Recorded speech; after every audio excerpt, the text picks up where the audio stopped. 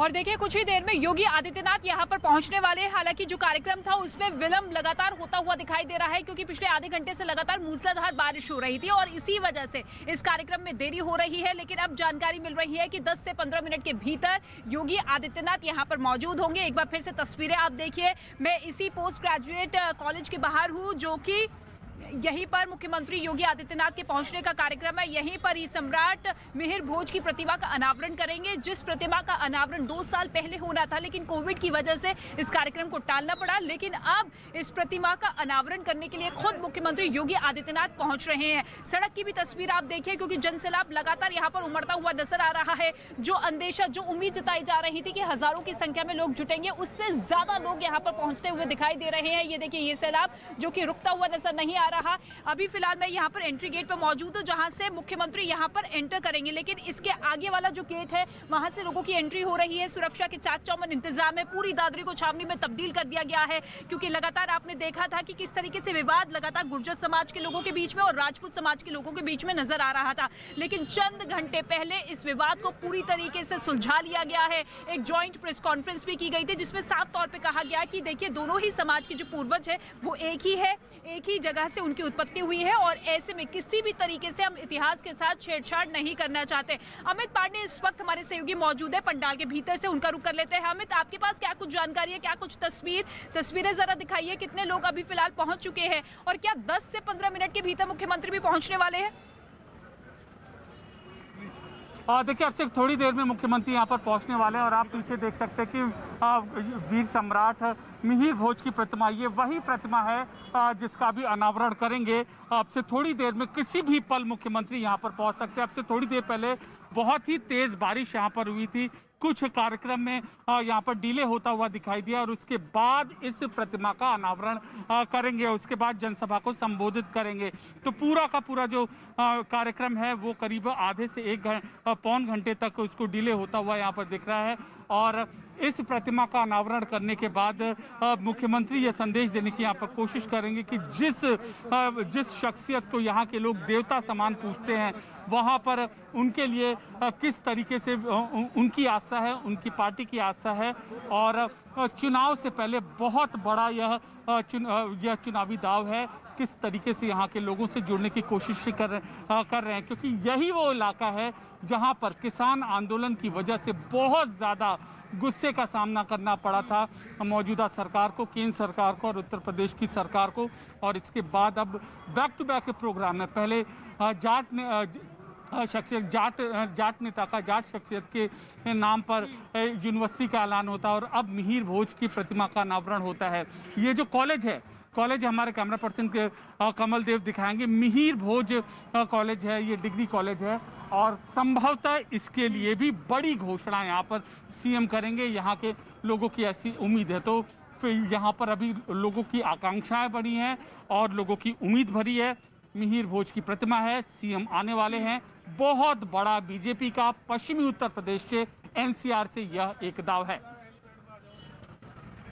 बिल्कुल, बहुत बड़ा दाव भारतीय जनता पार्टी ने चला है और योगी आदित्यनाथ ये इस मंच के जरिए क्या कुछ कहते हैं, इसी पर सभी की नजर टिकी हुई है। लेकिन इस बीच आपको सुनवा देते हैं कि बीजेपी विधायक ने क्या कुछ कहा है इन तैयारियों को लेकर। तेजपाल नागर की तरफ से क्या कुछ कहा गया है, क्योंकि उन्हीं के कंधों पर पूरी जिम्मेदारी थी, इस पूरे कार्यक्रम की जिम्मेदारियां उन्हीं के ऊपर थी। सुनिए क्या कुछ कहा गया उनकी तरफ से। किस तरह की आज उम्मीद कर रहे हैं, बड़ा भव्य प्रोग्राम आप लोगों ने रखा है, क्या उम्मीद कर रहे हैं आप? ये हमारा गौरव है कि आज उत्तर प्रदेश की यशस्वी मुख्यमंत्री माननीय योगी आदित्यनाथ जी दादरी का सम्मान बढ़ाने के लिए आ रहे हैं। क्या संदेश देंगे आप यहाँ से, दादरी की धरती से? पहली बार वो दादरी में आ रहे हैं। एकता का सम्मान देंगे, हम सब एक है। अच्छा, लेकिन आप कह रहे हैं सब एक विवाद भी हुआ था, वो विवाद खत्म हो गया नहीं है? कोई विवाद नहीं है, विवाद सब खत्म है। अच्छा। कुछ शरारती लोग थोड़े से वो कर रहे हैं, बाकी कोई विवाद नहीं है। तो आपने देखा गुजरों ने, ठाकुरों ने प्रेस कॉन्फ्रेंस करी, अच्छा। जिसमें गुजर विद्या सभा के अध्यक्ष राजा चरण भाटी जी और ठाकुर समाज के अध्यक्ष सुधीर रावल जी और बहुत सारे लोगों ने मिलकर करी। कहीं कोई ऐसी बात नहीं है। और आप देख लेंगे, कोई विवाद नहीं, आप देख लेंगे या भीड़ देख लेंगे, भीड़ में सब जाति और सब धर्म के लोग आएंगे और इस तरह कोई विवाद नहीं है। कितने लोगों की उम्मीद कर रहे हैं यहाँ पर पहुँचने की? हम कर रहे हैं 40,000 आदमी की उम्मीद। तो आपने बीजेपी विधायक को सुना, जिनका साफ तौर पे कहना है कि एकता का संदेश दिया जाएगा। ये ऐतिहासिक पल, गौरव का क्षण हमारे लिए है। जावेद, इस वक्त मेरे एक और सहयोगी मौजूद है। जावेद, क्या कुछ तस्वीरें, क्या कुछ नजारा आप दिखाएंगे पंडाल के अंदर का, और किस तरीके से उत्सुकता लोगों की बनी हुई है? देखिए, मुख्यमंत्री योगी आदित्यनाथ अब से थोड़ी देर में पहुंचने वाले हैं। मंच पूरी तरह से तैयार है, सज चुका है। जितने भी मुख्यमंत्री के अलावा पहुंच चुके हैं,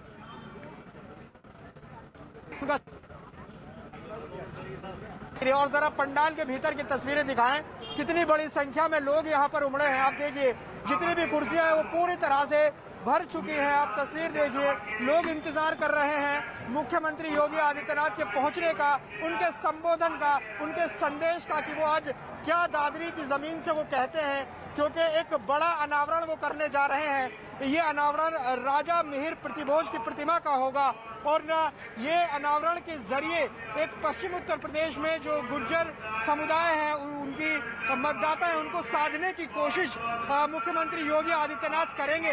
योगी आदित्यनाथ यूपी में चेहरा है बीजेपी का, लिहाजा उन पर जिम्मेदारी है कि पश्चिम उत्तर प्रदेश का जो किला है बीजेपी का, उसे मजबूत किया जाए। क्योंकि पश्चिमी यूपी में जिस तरह से किसान आंदोलन ने पैर पसारे हैं और चुनाव के नजदीक और बड़ा होने की संभावना है, तो उसी को देखते हुए एक साथ में एक जो समुदाय है उसको साधने की कोशिश इस अनावरण के जरिए होगी। अब देखना होगा कि मुख्यमंत्री यहाँ से क्या कहते हैं और कितनी देर में यहाँ पर पहुंचेंगे और क्या संदेश यहाँ से देंगे। जी बिल्कुल बिल्कुल जावेद, 2017 के विधानसभा चुनाव में हम सभी ने देखा था कि किस तरीके से ये पश्चिमी यूपी, जो कि भारतीय जनता पार्टी के लिए एक मजबूत किला साबित हुआ था, लेकिन क्या इस मजबूती को बीजेपी बरकरार रख पाती है, यही सबसे बड़ी चुनौती है। और इससे पहले आपने देखा था कि प्रधानमंत्री नरेंद्र मोदी जब पहुंचे थे तो जाटों को साधने के लिए किस तरीके से बड़ी बड़ी विकास योजनाओं का जिक्र करते हुए उनका लोकार्पण किया गया था। महेंद्र प्रताप सिंह के नाम की यूनिवर्सिटी की नींव रखी गई थी, लेकिन अब गुर्जर समुदाय को साधने के लिए खुद जमीनी तौर पर योगी आदित्यनाथ पहुंच रहे हैं। माहौल को दुरुस्त करने के लिए अमित पांडे का एक बार फिर से रुख कर लेते हैं। अमित, देखिए, 3 बड़ी वजह तो आपने मुझे बताई थी कि किस तरीके से ये अनावरण बहुत बड़ा बीजेपी के लिए होने वाला है, न केवल गुर्जर समाज के लिए बल्कि राजनीतिक पार्टियां भी इस पर नजर बनाए हुए हैं, क्योंकि इसके बाद आप देखिए कांग्रेस पार्टी भी प्रतिज्ञा यात्रा की शुरुआत करेगी, और इसी पश्चिमी यूपी में जिस तरीके से माहौल बीजेपी के खिलाफ थोड़ा बहुत किसान आंदोलन की वजह से होता हुआ दिखाई दे रहा है, उसे भुनाने की कोशिश की जाएगी। तो आज का दिन न केवल बीजेपी के लिए बल्कि विपक्षी पार्टियों के लिए भी अहम होने वाला है।